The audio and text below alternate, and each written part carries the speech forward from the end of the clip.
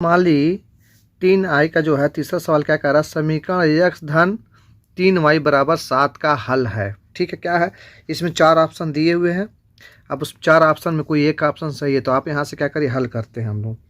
सबसे पहले यहाँ पर हल लिख लीजिए। ठीक है, उसके बाद से देखिए क्या कह रहा है, x धन 3y बराबर 7। ठीक है, यहाँ से हम क्या करते हैं, लेफ्ट हैंड साइड से चलते हैं। तो क्या करते हैं, अब फर्स्ट वाला मान रख के देखिए कितना होता है। फर्स्ट वाला मान जब आप रखेंगे तो यहाँ पे क्या दिया है, x का मान दिया है 2 और y का मान दिया है 1। ठीक, अब x की जगह पे 2 रखिए, 3y की जगह पे y की जगह पे आप 1 रख लीजिए। तो यहाँ x की जगह पे रखिए 2 प्लस 3y की जगह पे आप रख लीजिए 1, बराबर कितना हो गया, 7 हो गया। अब चलिए देखते हैं, यहाँ पर देखिए करके 2 3 1 कम 3 बराबर 7। ये क्या है, 2 और 3 5 बराबर 7। क्या है, तो ये वाला मान क्या है, नहीं होगा आपका। अब हम दूसरा करते हैं सेकेंड वाले में देखिए, सेकेंड वाले में क्या दिया हुआ, x बराबर 3 और y बराबर 1 दिया हुआ है। तो यहाँ पर x का मान रख लीजिए, x का मान जो दिया है 3 धन 3, y का मान जो है 1 दिया हुआ है, बराबर यहाँ पर 7 दिया हुआ है। जो 7 सवाल यहाँ भी करके देखिए आता है, 3 3 1 कम 3, ये दोनों में कितना जोड़ेंगे, 6 6 7 के बराबर नहीं है, मतलब ये भी वाला मान आपका सही नहीं है। चलिए अब तीसरा देखते हैं, तीसरा में क्या क्या दिया है, यहाँ x बराबर 1 दिया है और y बराबर 2 दिया है। अब फिर से वही मान आप रख लीजिए, x धन 3y में x का मान दिया हुआ है, x धन 3y बराबर 7 हमको लाना था। x का मान यहाँ 1 रख लीजिए, धन यहाँ पर दिया है 3, y का मान कितना दिया है, 2 दिया है। अब इसमें देखिए करके 1 हो गया, 3 दूना का 6, 6 1 कितना हो गया, 7, 7 बराबर 7, मतलब left hand side right hand side क्या है, बराबर है। क्या है, यही इसका आंसर हो गया। ठीक है, अब चलते हैं अगले सवाल की तरफ। चौथा सवाल जो है, चौथा सवाल क्या बोल रहा है, रेखाओं x का मान कितना 0 और दूसरा y का मान नहीं दिया है, तो y का मान का प्रतिच्छेद बिंदु हमें ज्ञात करना। चलिए अब इसमें चारों में से एक ऑप्शन सही है आपका, तो यहाँ पर लिखिए हल, लिखिए यहाँ पर हल। ठीक, अब x का मान दिया है 0, तब यहाँ पर क्या करेंगे, 2x में 2x धन 3y बराबर 0, x का मान रख लीजिए, x बराबर 0। ठीक है, तब यहाँ पर सवाल हल करेंगे, 2x का मान 0 है धन 3y बराबर 12। अब आगे हल करते हैं, 2 में 0 कड़ा करेंगे तो 0 ही आएगा, धन 3y बराबर 12। अच्छा, अब इसमें क्या करेंगे, 0 है तो कोई मतलब नहीं तो हट जाएगा, वैसे ही यहाँ पर क्या बच जाएगा, 3y और 12 बच जाएगा। तो यहाँ पर क्या करिए, 3 को पक्षांतर कर लीजिए, 3 को पक्षांतर करेंगे तो यहाँ गुणा में, तो यहाँ क्या आ जाएगा, भाग में आ जाएगा। ठीक है, तो क्या करेंगे, जब भाग में आए तो यह भाग कर दीजिए, बट्टे के रूप में आ जाएगा, और काटेंगे कितना आएगा, 4, तो y का मान कितना आ गया, बराबर 4। तो यहाँ पर हमें x का मान पता था ही 0 और y का मान कितना आ गया, 4 आ गया। तो पहले देखिए शुरू में यहाँ पर ये 0 है और यहाँ पे 4 है, मतलब सेकेंड आंसर क्या होगा इसका, ये आपका सही होगा। यहाँ पर लिख लेते एक लाइन और, x बराबर 0 और y बराबर 4, या इसको हम 0 4 लिख लेते हैं। ठीक है, अब चलते हैं अगले सवाल की तरफ। अगला सवाल क्या कह रहा है, दो संख्याओं का योग 8 और अंतर 2 है तो संख्या है। तो पहले यहाँ पर हल कर लीजिए, हल यहाँ पर लिखिए, माना कि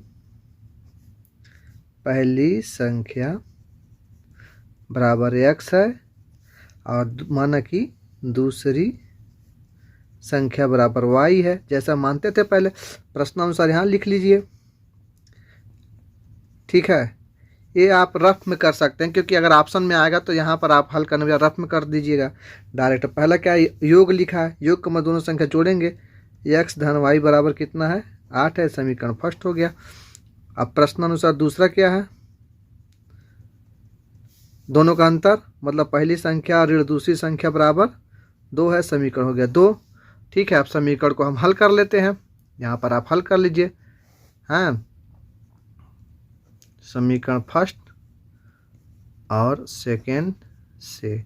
ठीक है, यहाँ पर लिखिए पहला समीकरण क्या है, x धन y बराबर 8 है और दूसरा है x ऋण y बराबर 2 है। अब देखिए यहाँ पर यहाँ पर चिन्ह तो बदलना नहीं पड़ेगा क्योंकि एक धन एक ऋण है ही, तो ये दोनों आपस में कट जाएंगे। यहाँ पर लिख देंगे जोड़ने पर, तो यहाँ पर चिन्ह नहीं बदला, x 2x हो जाएगा, और यहाँ पर जो है 8 और 2 10 हो जाएगा, बराबर 10 हो जाएगा यहाँ पर। अब यहाँ पक्षांतर कर लेते हैं, तो x बराबर हो जाएगा 10, 2 इधर गुणा में इधर चले भाग में आ जाएगा, तो काटेंगे कितना बच जाएगा यहाँ पर 5। तो यहाँ पर x का मान कितना निकल गया, x बराबर 5 आ गया। ठीक है, अब थोड़ा सा और रह गया, एक लाइन और क्या रह गया है, थोड़ा सा एक लाइन और कर लेते हैं इसमें। x का मान तो निकल ही गया है, और x का मान जो किसी भी एक में रख दीजिए। यहाँ पर x धन y दिया हुआ है, तो इसी में x का मान रख दीजिए। x धन y बराबर 8 दिया हुआ है, तो x का मान 5 है, यहाँ पर 5 रख दीजिए, और y बराबर 8। इसको पक्षांतर करेंगे तो 8 धन इधर आएगा तो ऋण हो जाएगा, तो y बराबर कितना आ जाएगा 3।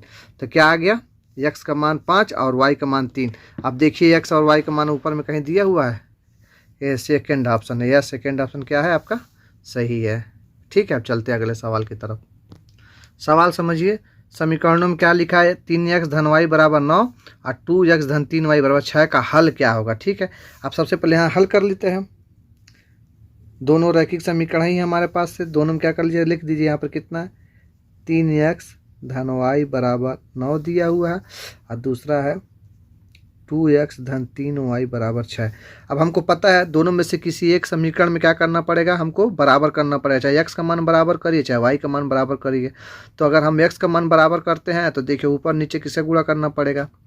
ठीक है, तो हम क्या करते हैं कि चाहे तो आप y का मान बराबर कर लीजिए, तो y के लिए क्या करेंगे कि समीकरण फर्स्ट मान लेते हैं, सेकंड मान लेते हैं।